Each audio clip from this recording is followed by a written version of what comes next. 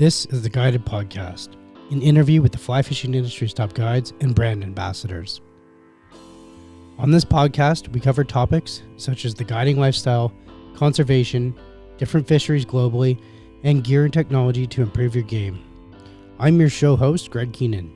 Before we begin today's show, let's thank our sponsors.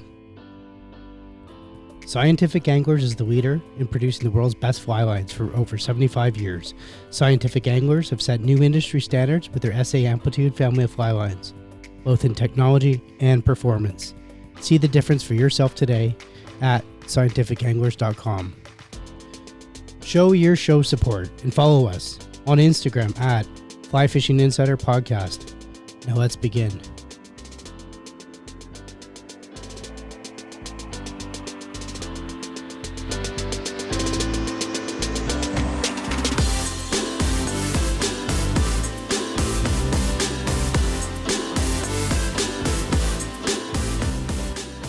Welcome to Guided. Today's guest, Pat Dorsey. Pat, welcome to the show. Hey, thank you. No worries. How are you doing today? Yeah, doing great. How about you? How's Colorado? Well, it's fishing still pretty good out here. We've had quite a drought this year, but we're staring at some pretty low flows all winter long. But overall, we're doing pretty good. Is Colorado like a year-round fishery, or do you guys ice up? Walk me through that. We're really blessed out here in Colorado because we have so many world-class tailwater fisheries that give us that opportunity to fish year-round. Mainly the South Platte here, about an hour from Denver. We have several locations that provide anglers with a year-round fishery. So it's a real treat for us to be able to fish year-round. Yeah, you sound like you're spoiled. So now you've been guiding. You're a guide in Colorado. I don't know how many years you've been guiding, but it's been a long time, and I'm sure you'll let us know. Tell us a bit about your guiding operations, your season of guiding, and the species that you're targeting primarily. I've been a partner in the Blue Quill Angler up in Evergreen, Colorado since 2001, and I started guiding there in the early 90s. So been guiding now for dang near 30 years. And our main emphasis is the South Platte drainage, and we target predominantly, wild trout and rainbows and brown trout in the Cheeseman Canyon section, the Deckers area. Those are the two areas that I spend, the vast majority of my time on. Crazy. So Pat, in the 30 years that you've been guiding, tell us about some of the changes you've seen, either conservation wise or local traffic increase. Like, there must be some changes that you've seen along that guiding or that stretch of water, in particular, that you've noted over the 30 years. Yeah, that's the biggest change that I've seen in my tenure of guiding. It's just been the amount of traffic that has come to the river, and it's harder than ever now to provide a good guide trip because of the pressure and the amount of people that are fishing the fishery. So, you just always have to, bring your A game, and conservation is so important. As we start to see more traffic on the rivers, we just need to make sure that we're, wetting our hands before we handle fish, and keeping our photo ops to a minimum, and just trying to be a real steward of the environment. Yeah, no doubt, for sure. Keeping those fish safe, and just learning, and I guess self-educating as well on the topic of keeping fish wet as well. So definitely. So Pat, when you're guiding and you're taking your clients down, this is primarily is it a float that you're doing?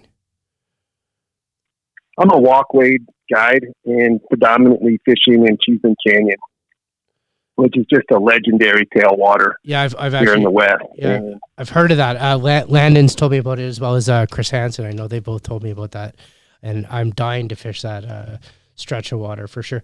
So tailwaters, that's your thing, and that's what we're here to talk about. So I want to know some tactics, or some efficient tactics to fish tailwaters. Like, let's take it from a beginner level. I mean, we're looking at we show up, we're looking at the tailwater. How am I effectively going to fish this water, and effectively?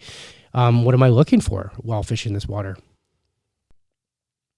Good news is, for me as a guide and a speaker and somebody that travels throughout the country talking about tailwaters, is I preach all the time that tailwater is tailwater. So in theory, whether you're fishing the South Platte here in Colorado or you're fishing the South Holston in Tennessee, they're really all very, very similar in so many ways.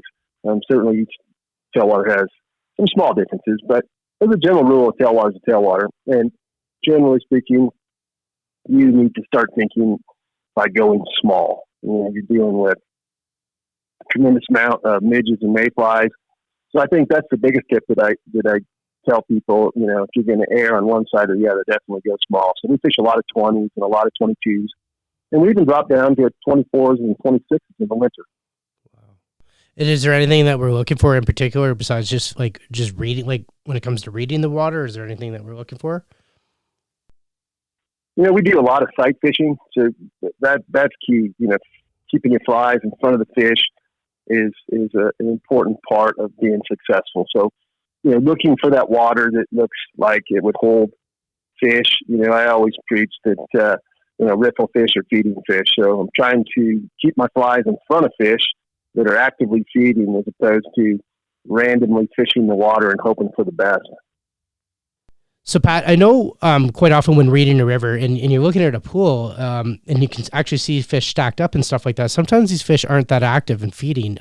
Is this important versus active fish that are feeding? And how do you go about finding active fish? Well, typically, the first thing in the morning, you're going to start to see some sporadic midge hatches.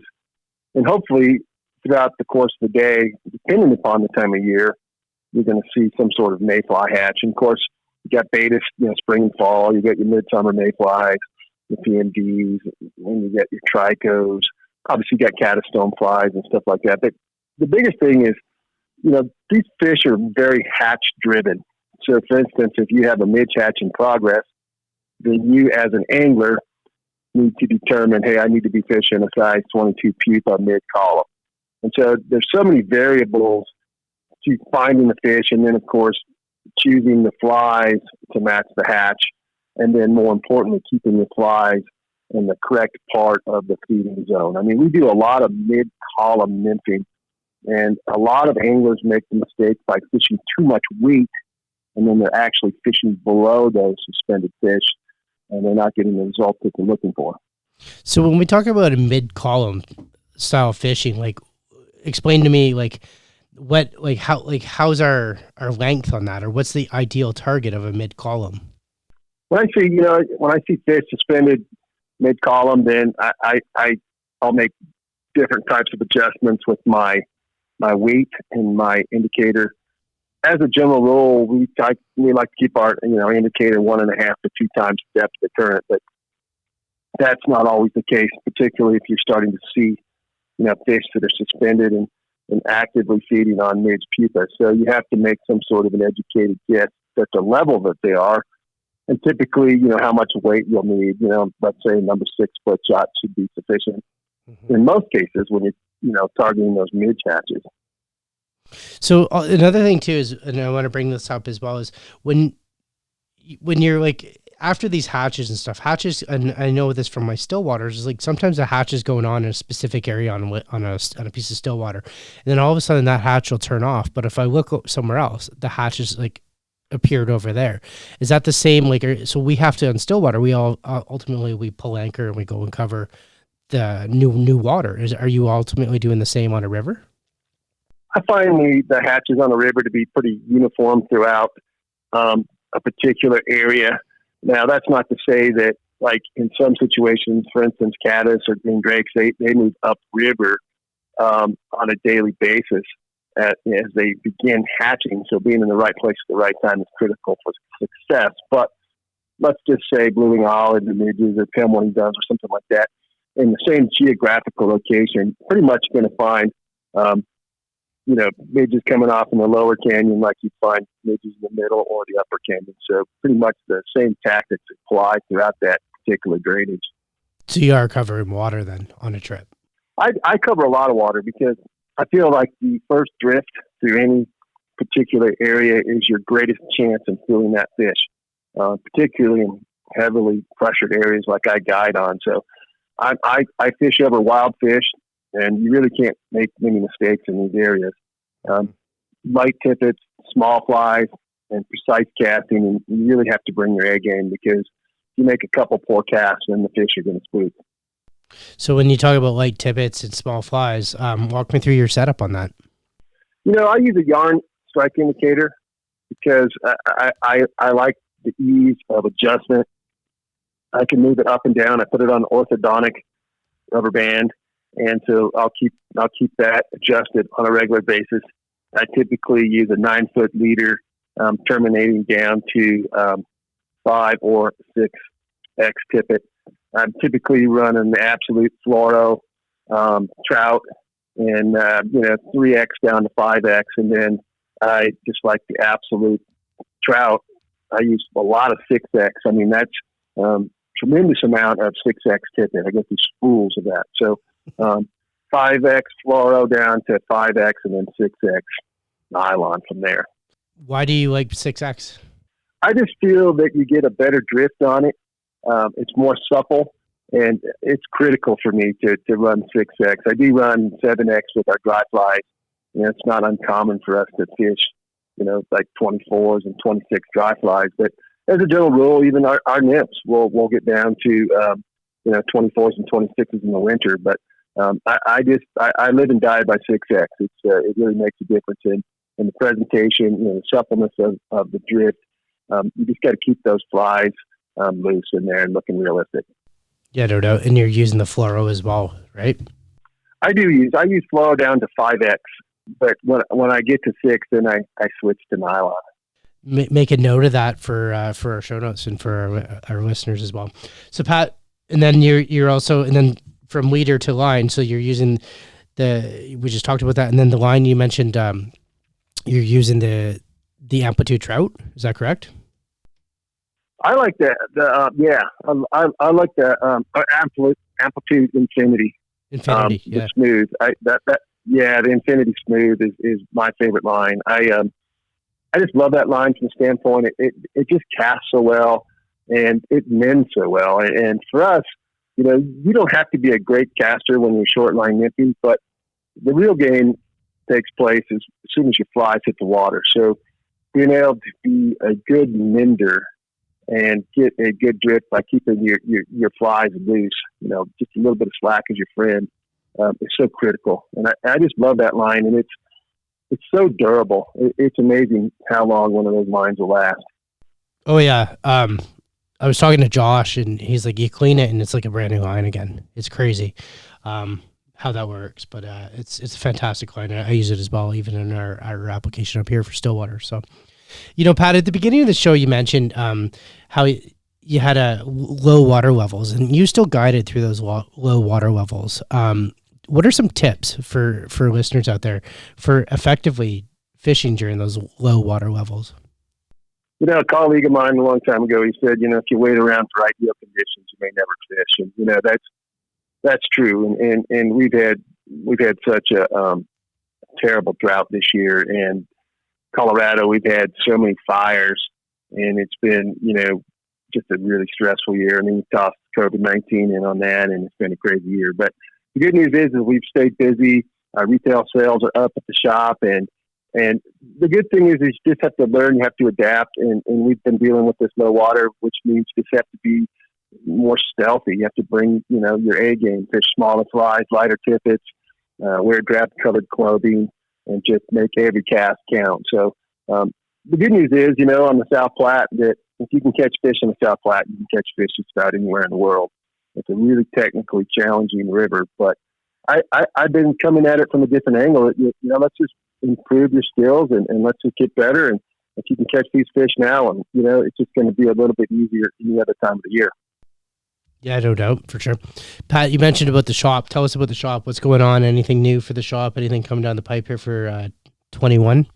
Not really. We're just we're excited. We've been in business for 33 years up there at the Blue Quill Angler, and it's been fun to be part of that journey. We thoroughly enjoy teaching people how to fish, and that's the beautiful thing about being a professional guide is you just get to fish through your customer every day. And I've been so blessed to be been doing this for 30 years, and I look forward to getting out on the water all the time. I can't begin to. share my appreciation for what I've done. But we're really happy to be in business with the state of the economy and doing well. Our sales are up, and so we feel very, very fortunate that people want to fish with us and purchase gear from us and so on and so forth. How is the state of Colorado doing during the COVID, like, for fishing? And what I mean by that is, like, I heard, or I've seen reports like there was an influx of people to the state, and a lot of people that I've interviewed said the same thing. A lot of people are getting out or booking guiding trips, particularly in Colorado. Was that the case for you guys as well? I think it is for us. I think across the state, I think just more people are fishing. I've seen a tremendous amount of increase in angler presence out there, and it's awesome. It's awesome to see in some ways.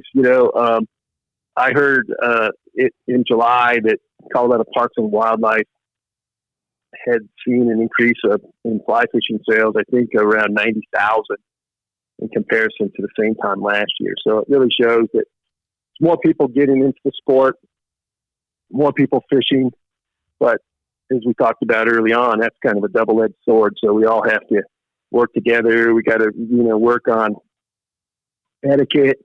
We need to make sure that we're stewards of the environment and taking care of the resource so that our children will be able to enjoy the same experience a decade or 2 decades down the road. Couldn't agree more, my friend. Couldn't agree more. So, Pat, you know what? We'll keep it short. And what are some final words you have for any listeners out there?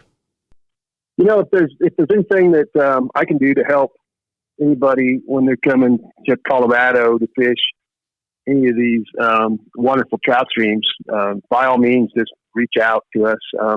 You can get a hold of me on the Blue Quill Angler website and my personal website, which is patdorseyflyfishing.com, or any of the social media channels. I'm on Facebook and also Instagram. I try to, post things all the time.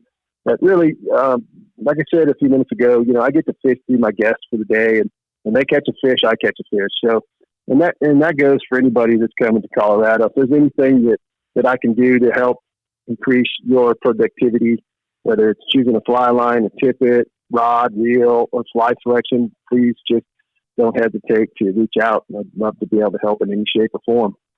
I'm going to make sure that I put all those details in the show notes. Where else can they find you at, Pat? I'm blessed. I get to travel the country, so you'll find me at a lot of the fly fishing shows. We typically go to Edison, we go to Atlanta, we're going to Pleasanton. This year, obviously, the show season is on hold, but we do the Sportsman Show and the Fly Fishing Show here in Denver, and I travel all around to a lot of local fishing clubs. So if you get a chance, I keep my speaking schedule up to date on the webpage, and I can be found at a lot of these fly fishing shows and clubs and so on and so forth. Cool. Hey, Pat, I want to thank you. Listeners, I want to thank you guys as well. So thanks a lot, guys. Thank you. I appreciate the opportunity to come on today. No worries. You've been listening to the Guided Podcast, sponsored by Scientific Anglers. If you like this podcast episode, please let us know and leave a review on your favorite podcast listening platform. And remember, subscribe to the Fly Fishing Insider podcast to get even more episodes of both Guided and the Fly Fishing Insider each week. See more at flyfishinginsiderpodcast.com.